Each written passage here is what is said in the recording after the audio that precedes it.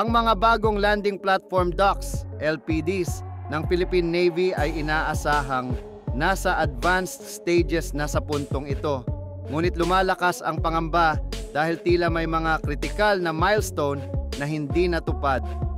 Ang progreso ng konstruksyon sa PT PAL Indonesia, ang state-owned shipbuilder na nakatalaga sa proyekto, ay mas mabagal kaysa sa inaasahan, na nagbubunsod ng takot sa posibleng matagal na pagkaantala sa paghahatid, lalo na ngayong hindi kayang magpatumpik-tumpik ang Pilipinas sa modernisasyon ng hukbong dagat nito.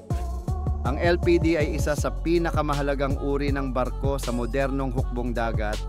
Bukod sa kakayahan nitong magsagawa ng amphibious warfare at maghatid ng tropa, nagsisilbi rin itong plataporma para sa humanitarian assistance, logistics, at malakihang disaster relief operation. Para sa Pilipinas, isang arkipelagong binubuo ng mahigit 7,000 isla at kabilang sa mga bansang may pinakamataas na exposure sa sakuna. Ang ganitong klase ng barko ay may dual purpose na kahalagahan, estratehiko at makatao. Napatunayan na rin ng kasalukuyang Tarlac class LPDs na gawa rin ng PT-PAL ang kanilang kahusayan sa pagdadala ng tauhan, sasakyan at relief goods sa panahon ng tunggalian at mga kalamidad tulad ng bagyo, pagputok ng bulkan at lindol.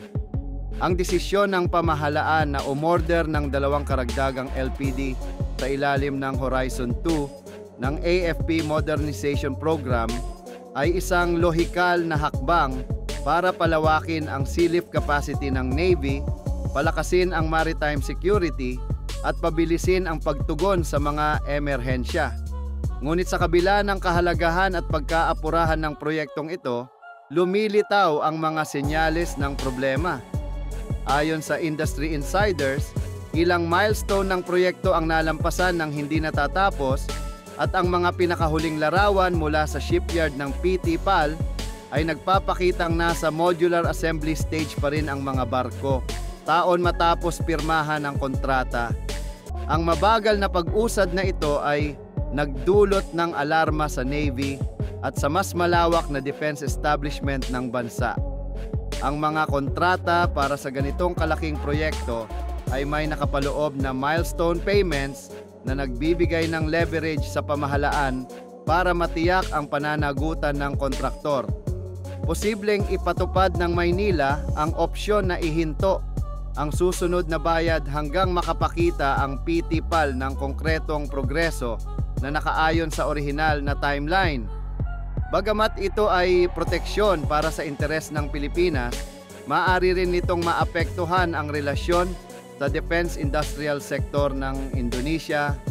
Ang posibleng epekto ng pagkaantala ay higit pa sa 2 barkong kasalukuyang ginagawa. Ang PT PAL na dating itinuturing na maaasahang partner at frontrunner para sa mga future supply ships sa Horizon 3 ay maaaring masira ang reputasyon ng tuluyan. Kung hindi nito makumpleto ang proyekto sa napagkasunduang panahon, mapipilitang lumipat ang pamahalaan sa mas maaasahang foreign shipbuilders.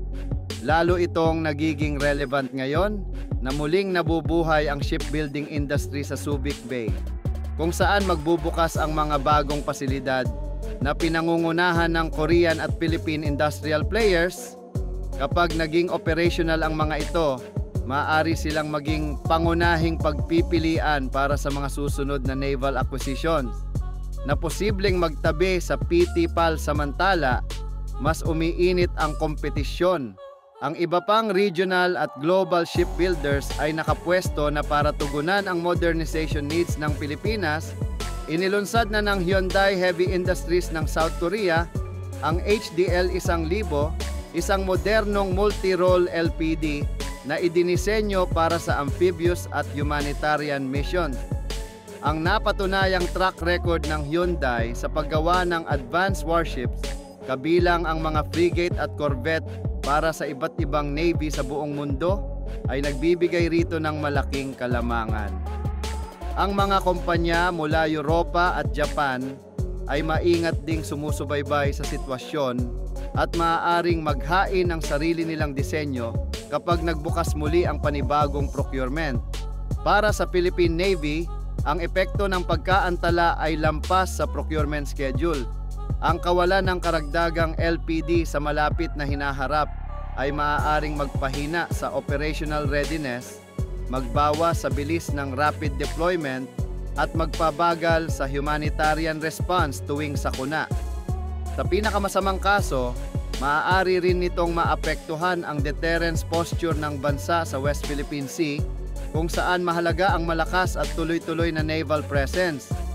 Sa huli, ang paghawak ng PT-PAL sa kontratang ito ang magiging litmus test kung mananatili ba itong pinagkakatiwalaang supplier ng Pilipinas o kung dapat na bang tumingin ang Maynila sa ibang builder na kilala sa mas mataas na efficiency at reliability.